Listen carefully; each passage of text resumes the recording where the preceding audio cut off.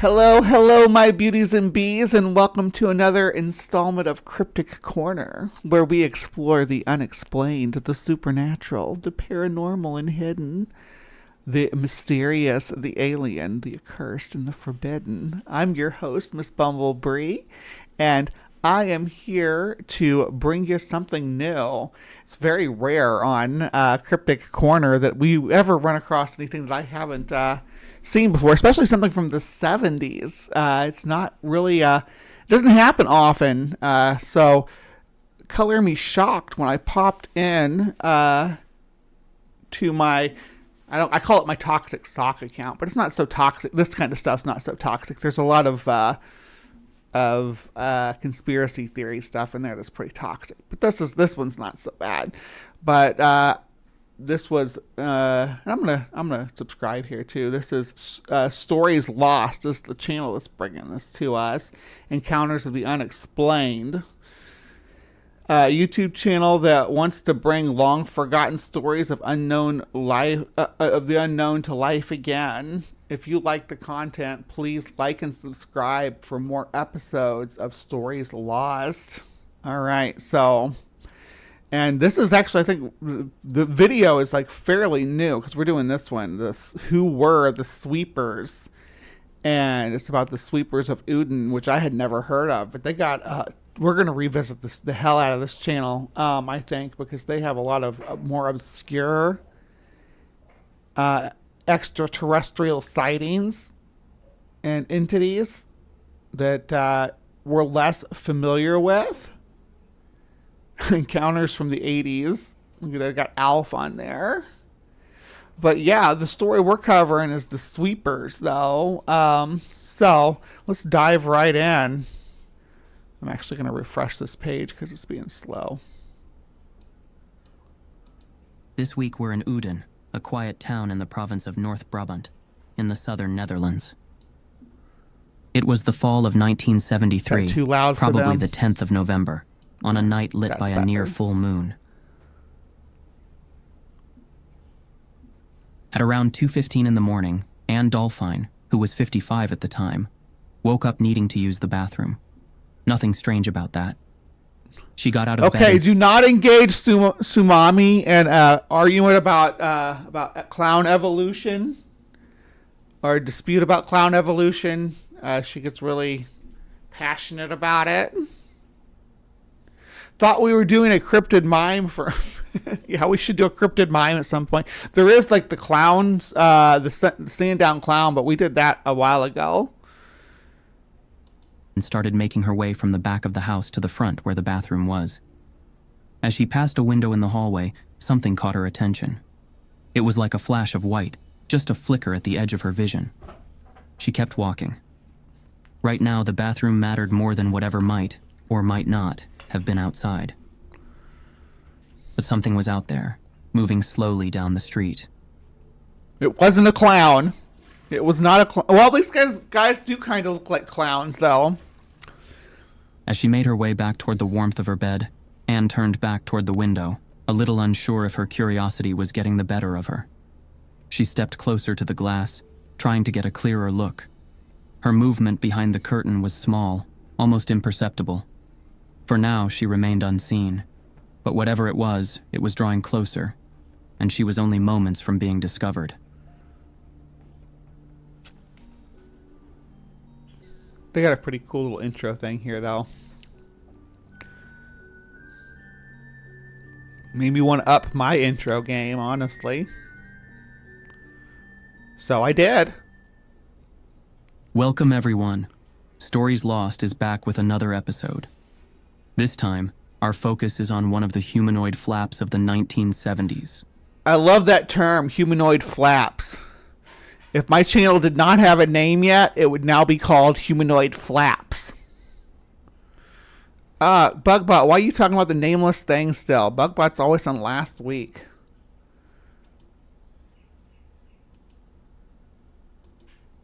Yeah. Or 2 weeks ago, I don't know. 1973 was one such year. When UAP sightings accelerated, reports of amassed, and the arithmetic truth revealed anomalous peaks. In its aftermath, calls, letters, and recordings trickled in, fragments of testimony that, taken together, sketch the outline of something vast, irregular, and yet to be explained. And so it would happen that a private letter reached the office of Dr. J. Allen Hynek at the Center for UFO Studies QFOS in Evanston, Illinois. It had been written by a man whose father, back in the Netherlands, had taped a conversation with a woman recounting an unusual encounter she'd had several years earlier in the fall of 1973.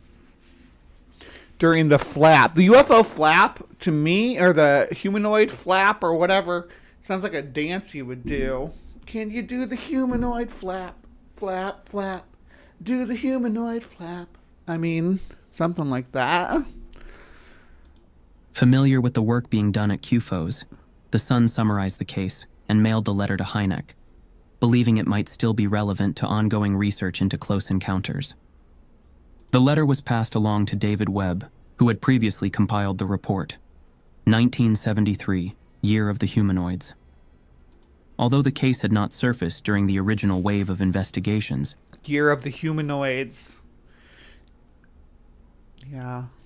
Like, I don't know, what I think of, I can't help but think of, like, Suitmation when I think of the 70s, humanoids in the 70s, because that's what, I mean, if someone was going to hoax something like this, that's what they would do, is use, like, some, like, weird costumes, right? Like, weird suits. Because you think of, like, the 70s, and the kind of movies that were coming out, you had, like, of course, in, like, Japan, you had, like, the kaiju, you know, the big rubber suit monsters.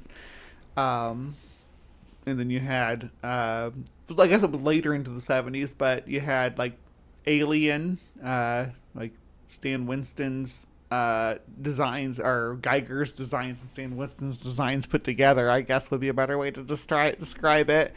So it was a great time for Suitimation, but when you describe this one, I don't know. We'll see. David noted its similarities to other reports from that same period and included it in his second edition, which was published in 1976. In February 1978, Dutch UFO researcher Dewey Bosca returned to the Netherlands after spending a year working at QFOS.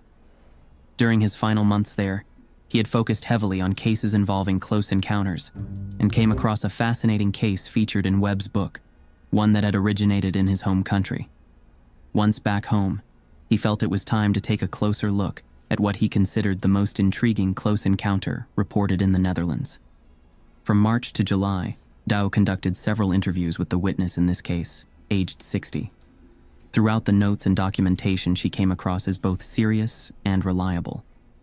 She appeared mentally sound, had no motive to invent the story, and had never once sought public attention. Because of Dow's investigation, the case reappeared in the media 5 years after it occurred. In the press, the witness was referred to by the pseudonym Saskia Vermeulen. Many journalists reached out to speak. Yeah. There's a lot of preamble to this, but yes, now I'm picturing a kaiju-era Uden monster. Yeah. They got, like, flappy ear things. With her. Several of them later stated that they never doubted the witness's honesty or integrity. Now that she is no longer living, those familiar with her case regard it as fitting to name her openly Anne Dolphine. Yeah, how do you appear mentally sound? Because I bet I appear mentally sound to people, and it's like, nope.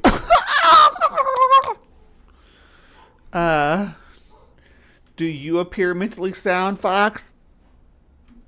Let's go back to where it all began for her.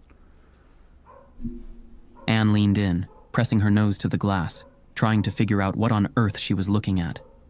The robes reminded her of something like monks' habits, long and white, hanging all the way down to their oddly oversized shoes. Their faces were completely covered by white hoods that seemed to be part of the robes themselves. At the top... They look kind of like bunnies, too, though. You think that's why I added this to the list. I was like, I like these bunny men. Let's put them on the show. Oh, they're so cute. And one of them has like a little floor vac. The hoods rose into two soft points that drooped down over each shoulder like strange fabric horns. Around their waists they wore belts, and dangling from them were what looked like tools or instruments, glinting in the bright moonlight. The two figures in front, walking side by side, couldn't have been more than a meter tall, Anne guessed.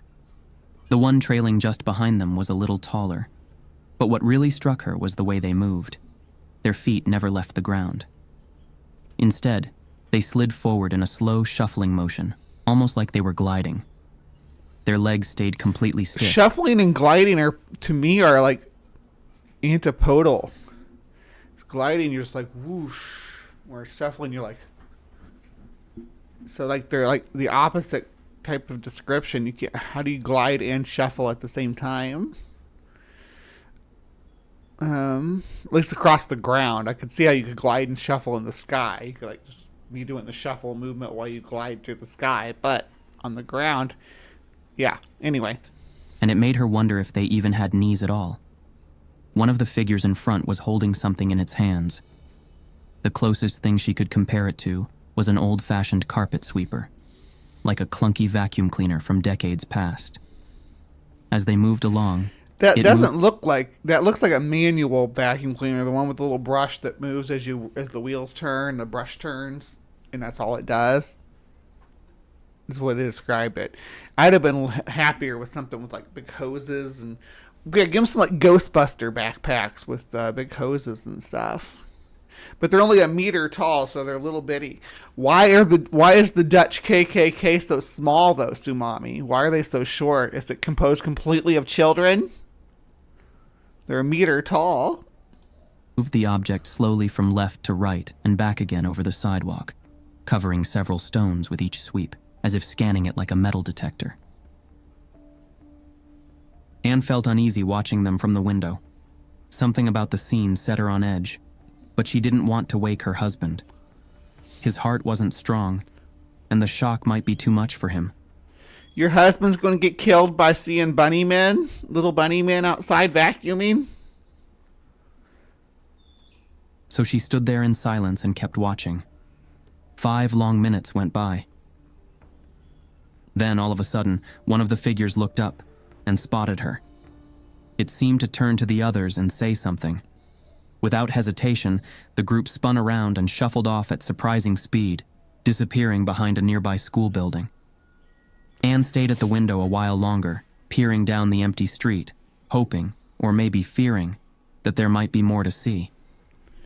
But there was nothing. What this reminds me of is Killer Clowns from Outer Space for some reason. You know, like that scene where they're like the whole parade of clowns is walking down the street with their little cotton candy guns, blasting everybody they see, and they got a big parade. That's what it reminds me of. Don't glide across the floor. Like and share the stream instead. Exactly, my unfinished sock. If you think something is amiss, your senses might be on alert, whatever something is truly amiss, or whether something is truly amiss or not. Yeah, it you can prime your brain to be prepared for especially when you wake up in the middle of the night and see unusual stuff, right? You're going to be like, what the hell was that, right? When you see people walking out, because to her it's the middle of the night. To these guys, it's probably their early morning shift or something. It seems as if it said to the others, "Do you think she has carrots?" Yeah, she said, "What's up, Doc?" Or it said, "What's up, Doc?" Still buzzing with adrenaline, she rushed back to the bedroom, deciding after all to wake her husband and tell him what she had seen. But just as she stepped into the room, something outside the window caught her eye. The window that looked out over the backyard and the street beside the house. There, hovering just above the sidewalk about 40 meters away, was a glowing red ball. Anne estimated it to be about 2 to 2.5 meters across, wide enough to stretch over the full width of the pavement. The light it gave off reminded her of a setting sun, but far too bright to look at directly. Her husband, now awake, asked what time it was. Anne turned to check the clock radio. 5 to 2:30, she said. When she looked back at the window, the red ball had vanished without a trace. Shaken. Seeing that to me sounds like seeing someone's like brake lights. Like maybe a work truck. If he dies, he dies. Yeah. Tell your husband about the bunny men. She said, "Fuck it, I'll take the risk. The bunny men are too good to miss." If you Sumami, if you see bunny men outside of our apartment, you have every reason to wake me up and say, hey, there's bunny men outside. Also, you should come see me in El Paso while I'm here. I don't know how much longer I'm going to be here, at least till November, but we'll see what happens after that. But yeah, so we can go out to the desert. She told her husband everything. The strange little figures out front, the glowing orb in the back. There was nothing more they could do, so eventually they tried to get back to sleep. Right? It was 2:25. Why 5 to 2:30? That's a weird way to put it. The next morning, Anne went to the local police station and reported the entire incident, hoping someone else had seen something similar that night. A year passed, and Anne still had not received any explanation from the police. Frustrated but still searching for answers, she decided to share her story with someone she trusted, a friend named Bob Muyen who was open to this kind of experience. As it happened, Bob's son Edmund had a deep interest in the UFO phenomenon. He immediately recognized the importance of what Anne had seen. This is not in the U.S. Uden. Where is Uden? I had it up on the map. Hold on.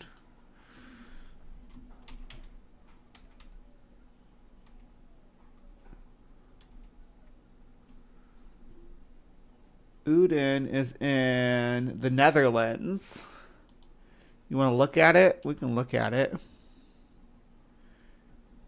I don't know her location, but we can look at where the city is. So, you all know I can't resist pulling up a map. So, it's right there in the Netherlands. What's this section called down here? Is this Holland? I don't know. I know it's divided. The Netherlands is divided into different sections, but yeah. So this is Uden. It's a pretty sprawly little village, but very. I mean, this is what it looks like now too. You got to keep that in mind. Very well-kept little village. Everything's so proper. I know I shouldn't use a British accent when I'm talking about the Netherlands. I like how tidy everything is, though. Very nice. Very nice. And look at that. All right, so back to the video.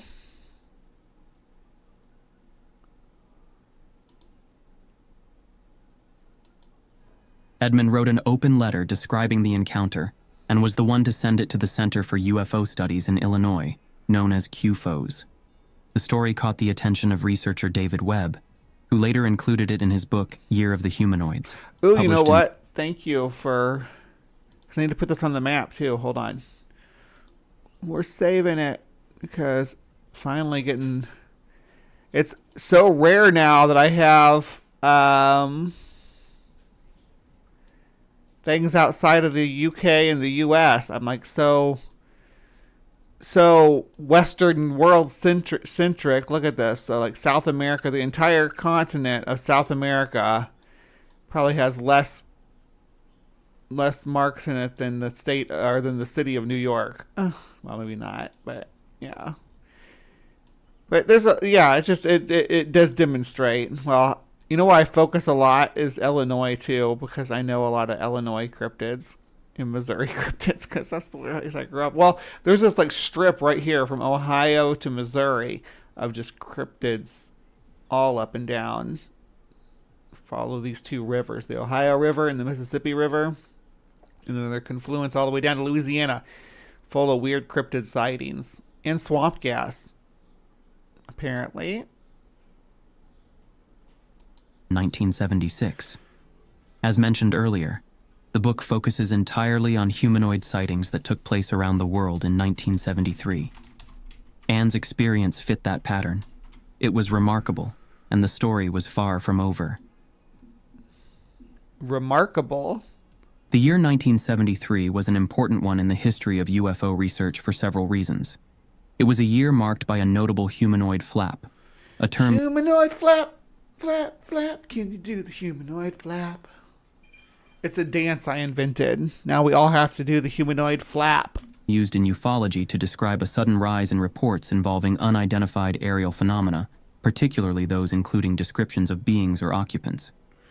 The word flap, All right. originally a I'm military gonna let him flap on for a minute while I go grab my stuff. I'll be back in just like a second.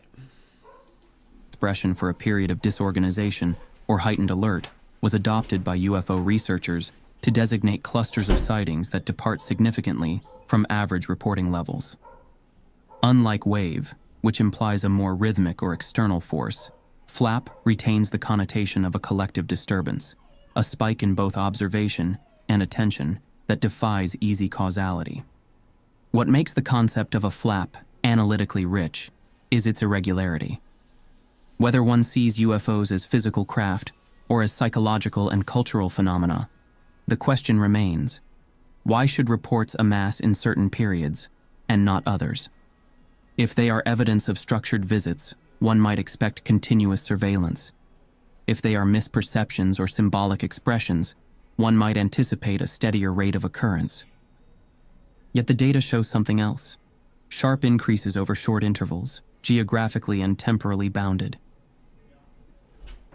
The fall of 1973 was such a time, famously documented by David Webb, whose report, 1973, Year of the Humanoid. You ran fast. You ran for long enough about your flap.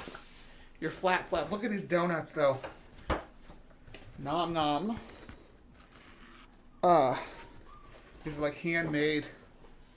I'm excited to eat some, so I had to go grab them. Did I have a straw? Oh, there it is.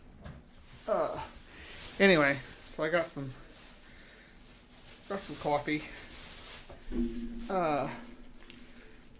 I just don't ever know when to make coffee because sometimes people buy me coffee on the treat stream thing, but I don't want to go without. I went without last weekend because I wasn't sure how things were going to unfold. What are you barking at that towel? You barking at a towel, really? Come on now. He's so silly. I love that little puppy, though. I love him.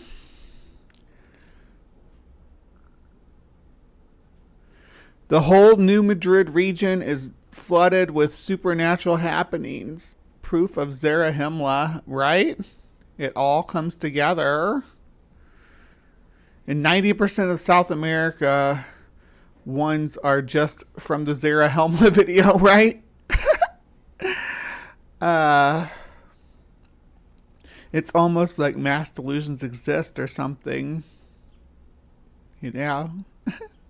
And then I do think sometimes people genuinely do see flying saucers or other unidentified shit, but I think it's done on or it's drones or aircraft from our own government. Yeah, they're a good example of that is the black triangles. For like decades, people would see all these black triangles flying around in the sky that were silent and zooming really fast, and they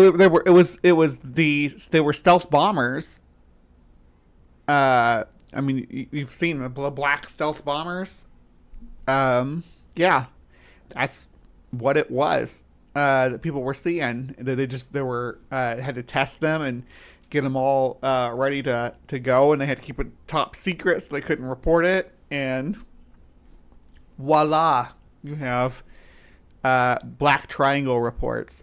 I think we're going to see similar things with a lot of these drones and stuff that we've seen, like the giant drone flap in New Jersey we had recently. That was a flap, and it was it's come out later that this was government and private contractor testing for drones, for commercial drones, and they weren't allowed to say anything about it because of contract discrepancy, I guess. But since MAGA thought it was a good talking point, they hammered it out and made it into a big conspiracy that didn't need to be, like they do with everything else. All right, back to the flap. Compiled dozens of detailed encounters, many involving small entities in strange garments. It was also in late 1973 that the Center for UFO Studies, CUFOS, was established under the leadership of astronomer Dr. J. Allen Hynek. Say what you want about the 4TN community, but they have the coolest, I keep want to say anagrams. Is it anagrams? It's not anagrams. The reason I can't think of it is because I'm trying to think of it, but yeah, like CUFOs and MUFOs and... Served as a scientific consultant to the U.S. Air Force during Project Blue Book, Hynek had become convinced that serious study of the phenomenon required a dedicated... Acronym, thank you. I don't know why I always get anagram in my head and I can't think of acronym ever. Appreciate you, Fox. interdisciplinary effort. CUFOS brought together physicists, psychologists, sociologists, and other researchers, most of which had previously operated informally as the Invisible College. A loosely connected group of professionals exchanging findings and hypotheses out of public view. The founding of CUFOS was both a response to the pressing need for systematic investigation and a formalization of a research network that had already been quietly active. It marked a shift from casual speculation to organized inquiry during a year when reports surged and the questions only grew more complex. To support its investigative efforts, CUFOS launched a 24-hour toll-free hotline for UAP sightings in the U.S., which received 443 reports in its first year. By the following... But if you listen to a lot of the reports and stuff, you have people calling about stuff that's clearly airplanes, stuff that's clearly the planet Venus. Remember when we had the CIA stuff that unfolded, right? Well, the CIA released all this UFO or UAP footage or whatever, and it's like, oh, this is clear proof that aliens exist, even though like the flashing lights are following the FFA regulations on how they have to blink and stuff. Following year, the FBI was directing field offices and local police to forward witness calls directly to CUFOS and encouraged placing the hotline number beside switchboards. This collaboration deepened when the FBI Law Enforcement Bulletin published Hynek's article, The UFO Mystery, in February 1975, offering guidance on how law enforcement could assist CUFOS in conducting systematic investigations. According to an internal FBI memo, the notable debunker Philip J. Klass contacted the Bureau to object to the decision to feature Hynek's article, doing so in strong terms laced with sarcasm. The FBI representative who received the call defended Hynek as a reputable scientist affiliated with a respected university. Klass reportedly scoffed, "He won't be for long." To be involved with UFOs in the 1970s meant dealing with contact and abduction. The field was no longer limited to lights in the sky or distant objects. CUFOS, though initially focused on observational cases, could not entirely avoid this shift, despite Hynek's personal discomfort. In the August 16, 1976 issue of People magazine, when asked how he regards abduction and contactee accounts, Hynek replied, "Frankly, I quite strenuously avoid them. I'm almost..."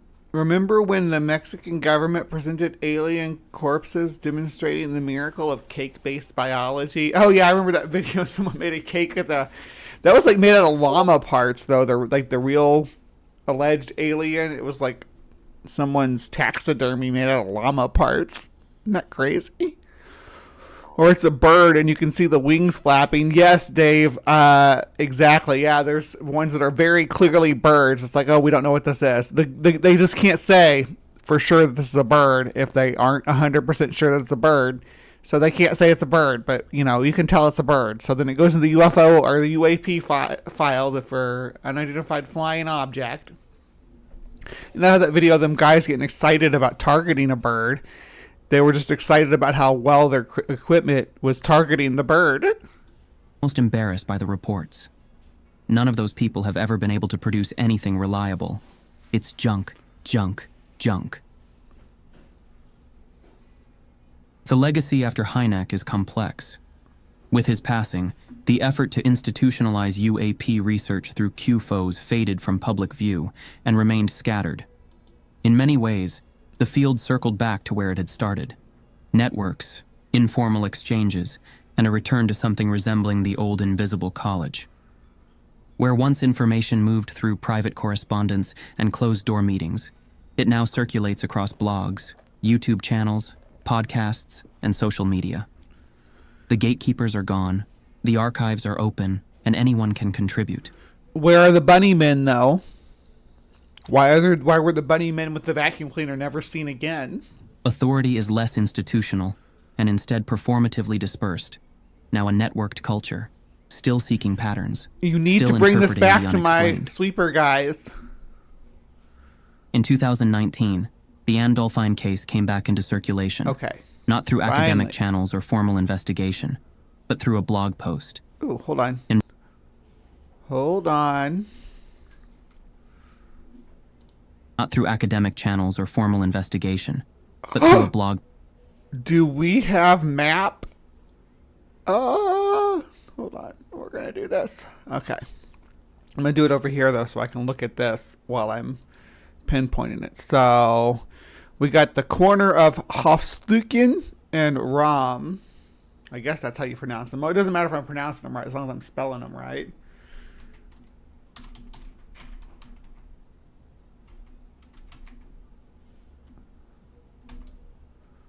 Hofstücken.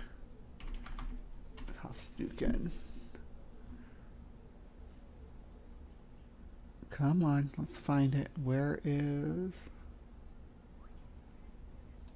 Well, if I can just find one of the streets, I can find the other one.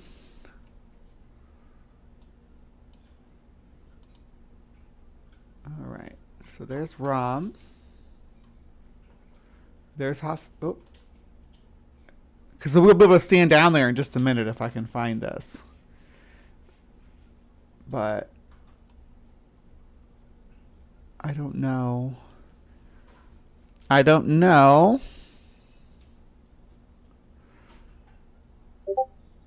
Oh. Okay, I get it now. I get it now. Okay, we're here. Okay, so we're just upside down because I see the building. I see this building right here.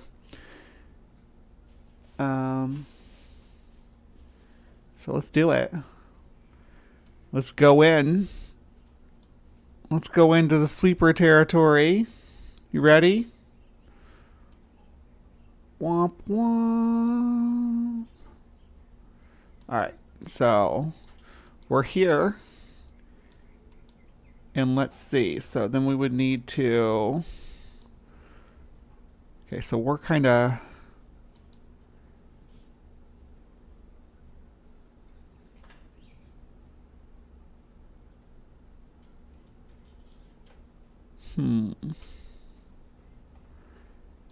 So if we look, that's that big building, right? So I guess we need to drop down more up that way. Yeah, there we go. Ramen Hofstücken.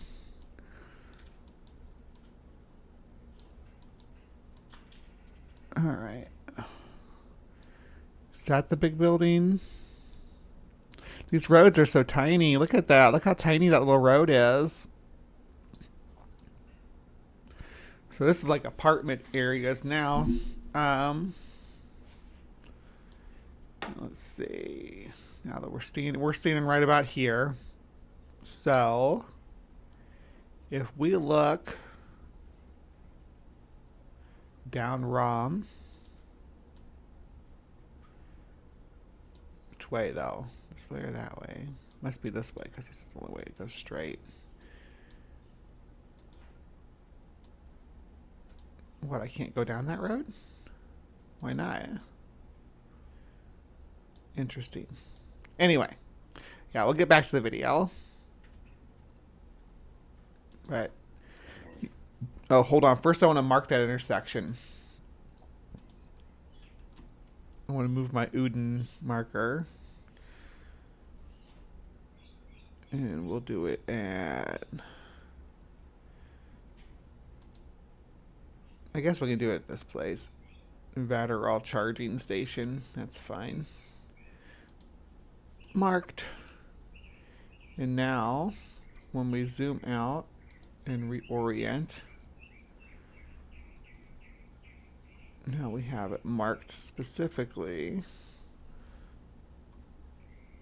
where we want to go. All right. Cool, cool. All right.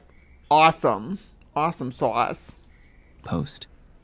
In Bram Rose's hands, the case became more than a forgotten Dutch encounter. Adding baby to a club sandwich. Cannibals. The funniest thing is that they largely don't even use the term UFO anymore. And yeah, UAP is what they say.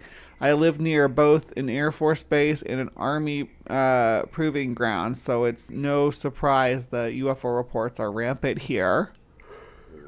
Yeah. Remember when... oh, that's the alien cake thing. Hold on. If I was better at decorating, I would bring a baby cake to the ARC protest. The gatekeepers are gone, but the evidence is still not good, right? Yeah, you take away the gatekeepers and it's still like, yeah. Adding baby to the club sandwich now. Yeah, you get that sandwich. His blog post reframed it as a key fragment in the larger mosaic of 1973. One of many sightings that blurred the line between the local and the global, the credible and the dismissed. Drawing on Duabozga's original fieldwork, Rosa didn't just retell the event. He recontextualized it, threading it through the questions that still haunt UAP when did they research. walk up? When did they walk up the walls? When did this happen in the story? I don't remember that. I think I would have remembered her mentioning something like that. It, threading it through the questions that still haunt UAP research. What counts as evidence? Who gets to decide? Mr. Rosa, original founder of UFO Meldpunt Nederland, has always had a strong interest in UAP cases, especially those originating on Dutch soil. Since learning about the Anne Dolfijn case, it has stayed with him, and he has taken notice whenever it has been treated carelessly or misrepresented. On his blog, he writes about one Dutch soil would be a cool band name. You have to be from the Netherlands, though, but yeah, it'd be a cool band name. Incident. In 1973, the book UFOs Over the Low Countries by Hans van Kampen was published. It included a brief reference to Anne's experience, but presented the story in a way that distorted key details. The account appeared to be exaggerated, possibly in an effort to undermine the credibility of J. Allen Hynek, who had included the case in his database of close encounters. Van Kampen wrote, for example, that Anne had seen a flying saucer in her garden, that it seemed to be operated by small figures in spacesuits who were busy collecting soil samples, and that the figures eventually entered the craft before it disappeared in a flash of light. That's a weird interpretation for sure. That's how these things happen, though. That's how, not how these encounters happen. That's how the contagion of sightings happen. You know, someone will take like the Mothman sightings, for instance. You know, we talk about, and we've talked about before, how the owls do that pose in the dark with their eyes glowing and look like a big winged monstrosity if they're sitting on a stump or a fence post or something like that. But someone will take that and they'll say, oh, they saw a winged humanoid, and just leave it at that. They won't say, oh, they saw a form in the darkness with glowing eyes, or reflective eyes. They'll say glowing eyes, things like that. To Mr. Rosa, this kind of portrayal did not align with the original account. It seemed to trivialize both the witness and the investigation. In 1984, a man named Mr. Moss wrote a letter to the Journal of the Study Group for Unusual Aerial Phenomena, known as SVL. He had recently read Van Kampen's version and felt the need to respond.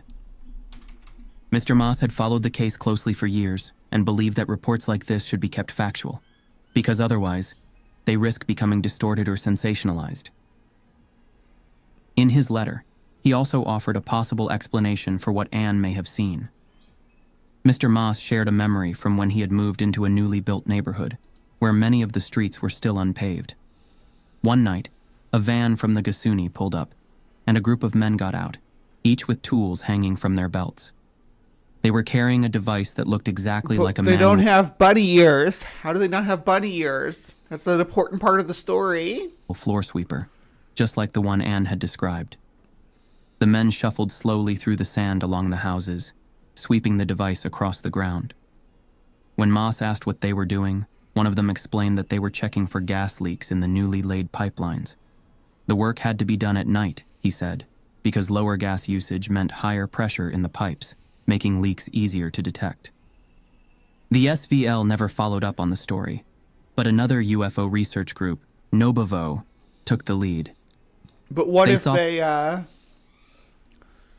they wore bunny suits while they checked for gas leaks? Is there any record of that? Did the gas company ever require their employees to go out with like hoods and stuff? Potential in the explanation, and reached out to the regional gas supplier, Obragas, for more information. Unfortunately, by that time, you tell them birds they have to be faster, Sumami. If they don't want to lose their nuts to the squirrels, they're going to have to get down there and get them. It was already 1985, and the company had to admit that all documentation older than 10 years had been destroyed. So there was no way to confirm or rule out whether a gas leak inspection had taken place. Bram-Rosa considered this proposed explanation plausible in certain respects. The timing matched, as did the presence of tool belts and a device resembling a gas detector. In that regard, the theory appeared to align with elements of the original witness account. Several Mr. Rosa also noted that the explanation failed to address those look like the same guys. Several core aspects of the case. It offered no clarity regarding the unusual clothing, the small stature of the figures, their peculiar movement, or the presence of the glowing orb. All right, theory time. The gas company was hiring children, and because they were doing child labor, they wanted to hide the identity of their employees. So they made them dress in little gowns and hoods. Double, and they didn't want to be. They wanted to make sure they were disguised, but they didn't want them to be. They didn't want them to be mistaken for the KKK. So they put two horns instead of the one, so that they could distinguish themselves from the Klan. And that's. In 1980, Hans van Kampen published another UFO book, Spooklicht, and once again returned to the case of Anne Dolfijn. This time the account was considerably more solid, as it was based on a report by Douwe Boske, who, as we know, received the story firsthand. Van Kampen also offered a new explanation, a carnival. In the Netherlands, the carnival season officially kicks off on the 11th of the 11th at 11 minutes past 11.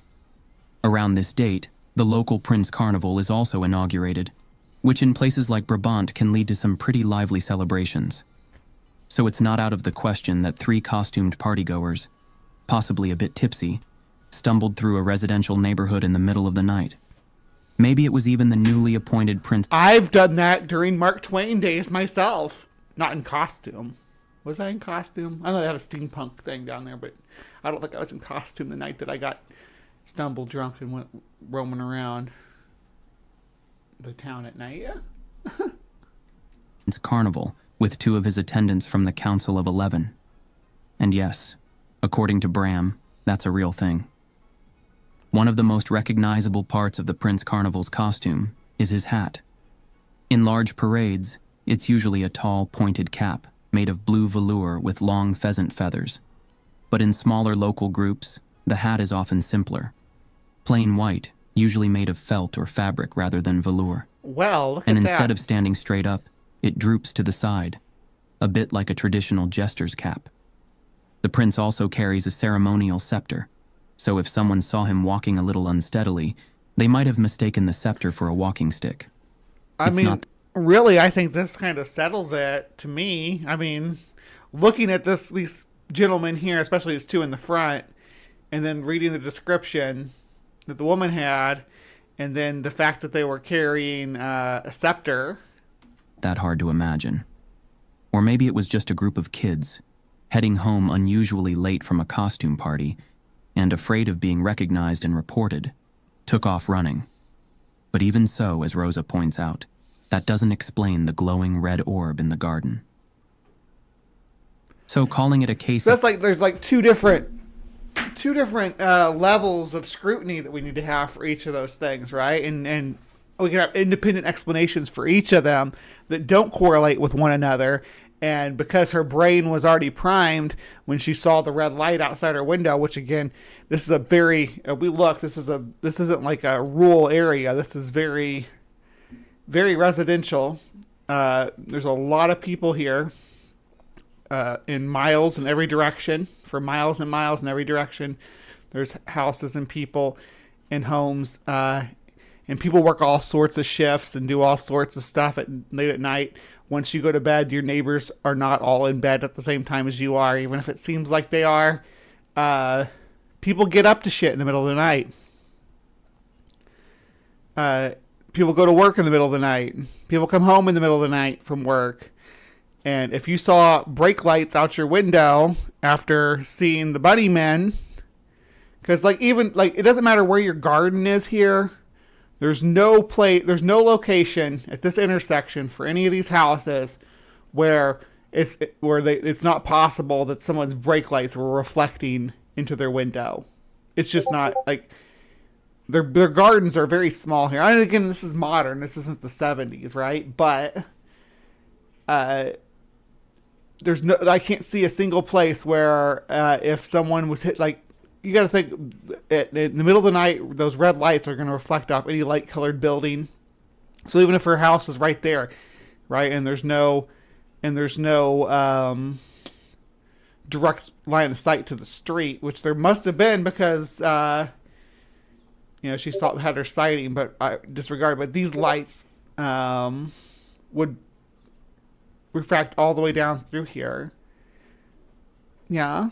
All right. The only time I stumbled through the neighborhood drunk I was carrying a tray of banana bread. I dropped some and I was smart enough not to attempt to bend over and retrieve it. Oh, goodness. Okay. Yeah. Well, I've stumbled through a lot of neighborhoods drunk. I've run full tilt through a lot of neighborhoods drunk, too. I've clotheslined myself on a literal clothesline by my throat running through a neighborhood drunk and had a big cut across my throat for like 2 weeks. Left a little bit of a scar in places. Running full tilt into a clothesline it feels and it looks exactly how it sounds. I wish somebody had recorded me doing it so I'd have a video of it. It was pretty rough. Good morning, Nancy. For those who don't know, I was talking about it in Chris's stream the other morning, but I did a sit down with Nancy and Patty on what day was that? I don't know. It was a couple days ago, but we sat down and we talked about biblical cryptids and cryptids from the Bible, cryptids influenced by the Bible. We got all kinds of crazy. And they're getting that all cut up and it'll be ready in a couple weeks to view. So be on the lookout for that. But yeah, let's get back to this because we need to figure out what this red light in her backyard was. Of mistaken identity wasn't enough to close the file.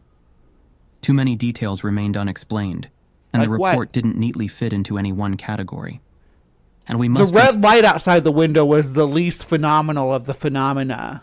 The bunnyman was the big thing, and I think that we've kind of blown the lid off that with the festival goers. Remember, 1 month after Anne Dolphine's original sighting, a similar incident took place in Vilvoorde, Belgium. Is it another bunnyman? It better be another bunnyman. In this case, it was a 28-year-old man who, like Anne, got out of bed in the middle of the night to use the bathroom. It was 2 a.m.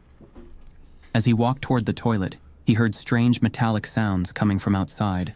And I need to go over the hypnopompic state? Do I need to do... That should be that part of the humanoid flap is the hypnopompic state. Because a hypnopompic state is where you like wake up, but your brain's you're awake, but your brain's still dreaming, and it's what causes things like sleep paralysis, and what causes people to experience like when I experienced it. I've told this story a million times on this channel. I'm sure y'all are sick of hearing about it, but I used to get hagged when I was working overnights. When I'd stay home on the weekends and try to go back to a normal sleeping schedule, I would get hagged, and that's where, or hag-ridden is sometimes what they call it. But when you're sleeping and you wake up with sleep paralysis and you have a feeling that there's somebody in the room with you, and then they climb up on your chest and start suffocating you, and I could see like a shadowy figure and everything because I was in a hypnopompic dream state. And this happens to like alien abductions, right? Always someone waking up in the middle of the night, a ghostly encounter. You wake up in the middle of the night and the ghost is standing by your bed. The aliens are standing over you. You know, before aliens, it was fairies standing over you. It's a state of mind where your brain builds constructs in your actual physical space like it does in dreams. Really, really cool thing that it's doing there, but it's horrifying because of the because you're inferring this is really physically here, and it horrifies you, and you can't move because you're still asleep technically, so that makes it even worse. But this rolls over into a different facet here when you talk about things like sleepwalking, though, because someone who sleepwalks and goes into a hypnopompic state may experience seeing things throughout their home while they sleepwalk. A green glow filtering through the curtains. When he pulled them open, he saw a figure no taller than a meter walking through his garden. That's literally Mysterio, the Spider-Man villain. It's just Mysterio. Why is this one green and have a green glow and the other one had a red glow, though? Maybe these are rival factions, like the bunny-headed people versus the fishbowl head people, on who can vacuum up the most human garden. Maybe they're collecting samples of soil. Maybe they're sweeping up trash. Maybe like humans are filthy. But maybe they're competing factions of intergalactic janitorial services. Yeah. Call Bunny Man Janitorial to get your planet squeaky clean. And then they'd be like, no, fishbowl head cleaning and cleaning supplies is the answer to all your planetary cleaning needs.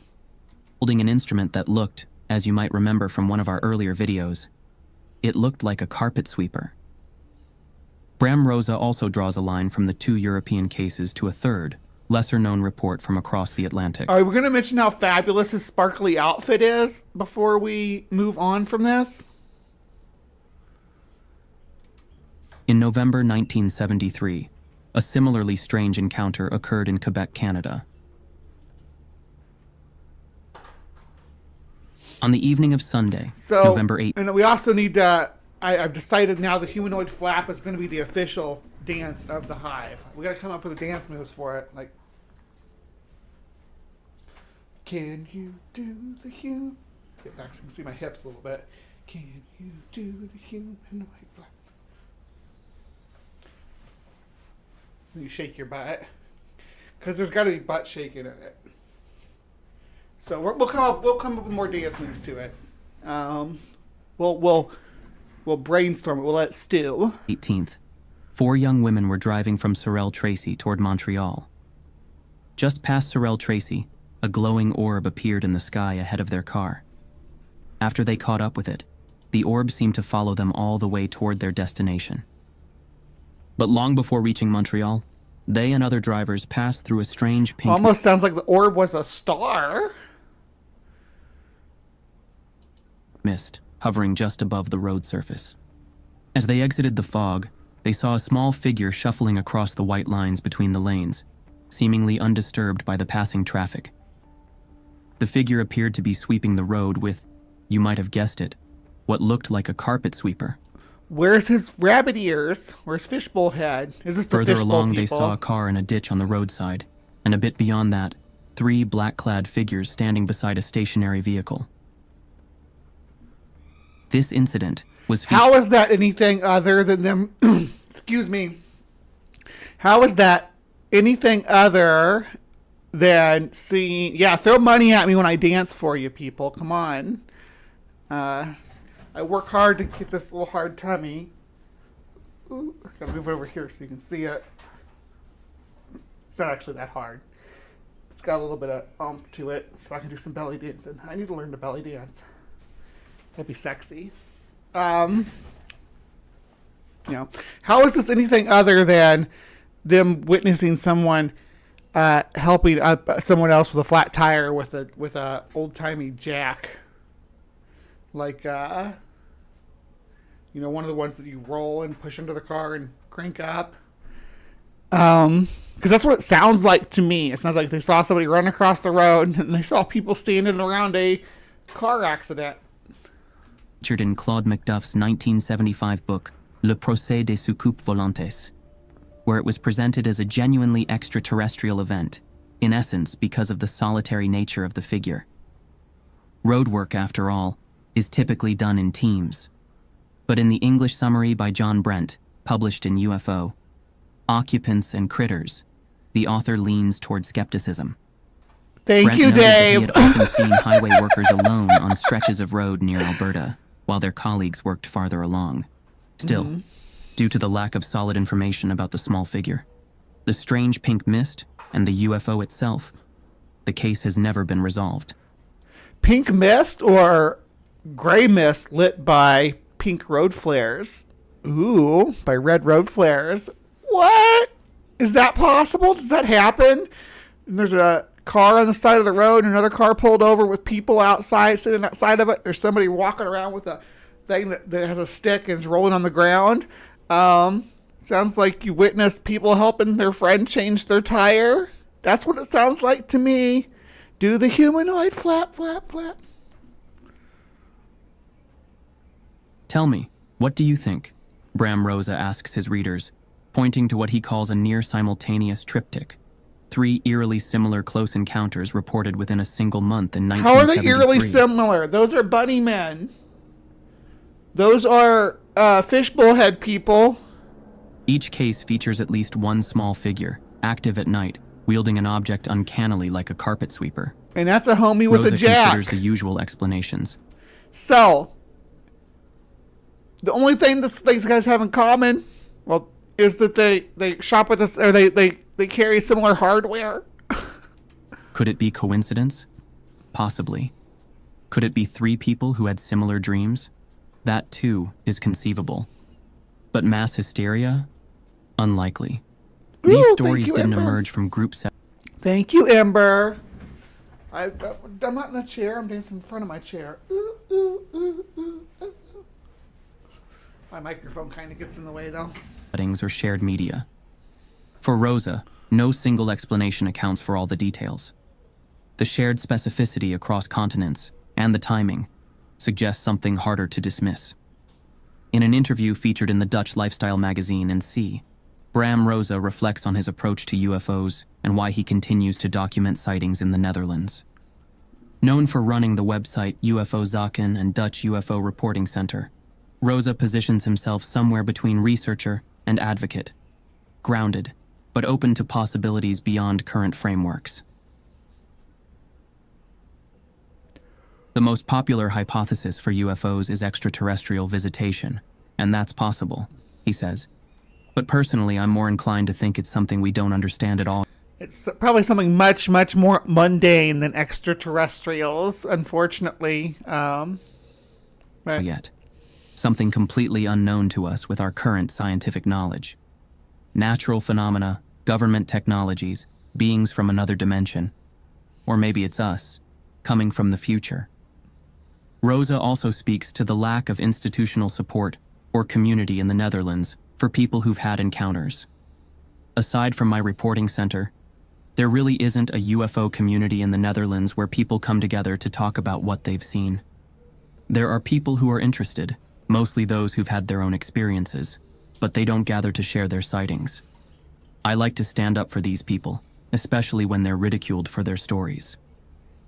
He describes his 2023 documentary, The UFOs of Soesterberg, as an effort to change that narrative. Yeah, UFO stories are fun, but put them on the same level of credibility as ghost stories. Well, I think it's all ghost stories and UFO stories for the most part. I shouldn't say it's all. I think a lot of them are just misidentification of different phenomena in the brain. I often tell people this, like, your brain doesn't remember things, right? Like in the way that you think it does. It doesn't record the event. It rebuilds the event every time you try to recall it. Your brain uses the same I don't call it engine, but yeah, the same system that it does to build dreams to rebuild your memory. And that rebuilding process can be influenced by external factors that make you remember the events differently. Your brain is a lot like an AI engine that way. Like, you can type in the same command, and you type in a command in an AI and you get like 4 different images. It's like you're typing in the command into your brain, and one of those images will be what pops up. The documentary spotlights a 1979 sighting in which 12 airmen at a Dutch airbase reported seeing a massive, silent, triangular craft. The Air Force dismissed it as a mirage, Rosa explains. They were all outraged by triangular craft? A black triangle? Well, that sounds a lot like a stealth bomber. that.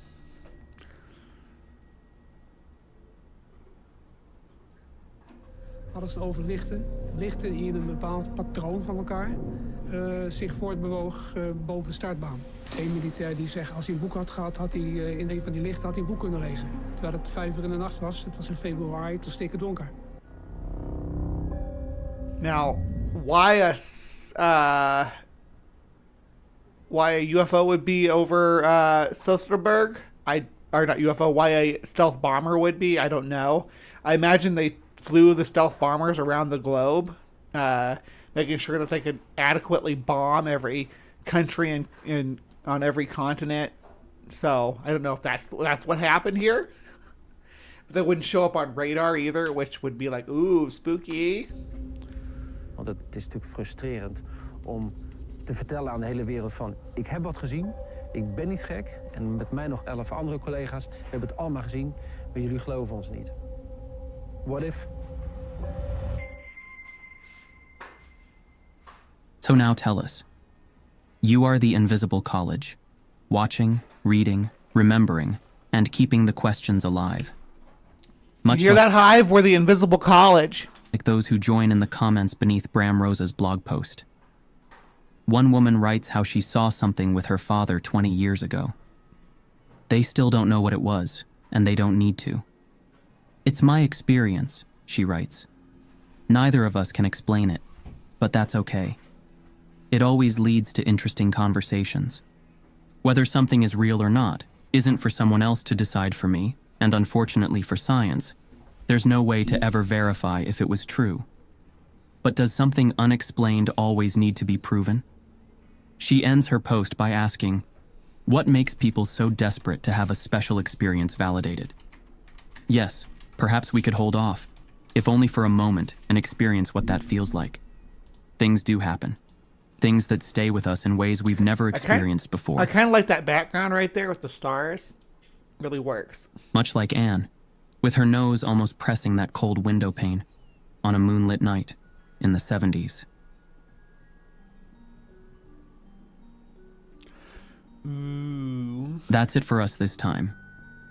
If you'd like to support the channel, feel free to drop us a thumbs up and tell us what you think about Anne's experience, UFO.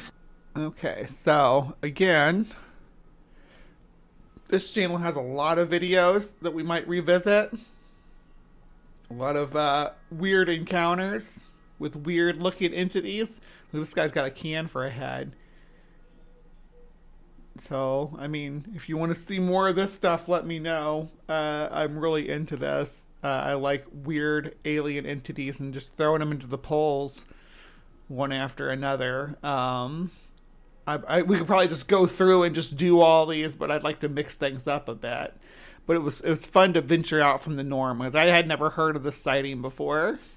I was really excited to find it. I love finding new cryptids and new encounters and entities to explore and to investigate their origins.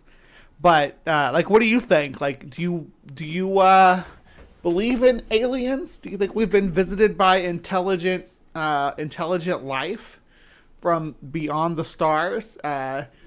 If so, like, when did this happen? Yeah, are these UFO sightings actually linked to the alien encounters, the extraterrestrial intelligence, if you will? Because yeah, alien encounters is that, you know, it could be an animal, it could be a fungus that's alien, but if it's an entity walking around with a vacuum cleaner on your street, I'd like a little more evidence than I woke up in the middle of the night and saw it outside my window and then went back to bed. That's weird. That's weird to me. But you let me know.